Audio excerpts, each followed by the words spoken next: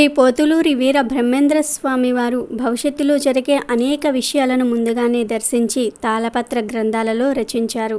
దానినే మనం కాలజ్ఞానంగా పిలుస్తూ ఉంటాము. బ్రహ్మంగారు ఆంధ్రుల ఇంట సరస్వతీ నదీ తీర ప్రాంతంలో జన్మించారు. ఆయన కాలజ్ఞానంలో ఆంధ్రదేశం గురించి ఎన్నో విషయాలు చెప్పారు. భవిష్యత్తులో వెంకటేశ్వర క్షేత్రంలో దొంగతనాలు జరుగుతాయి.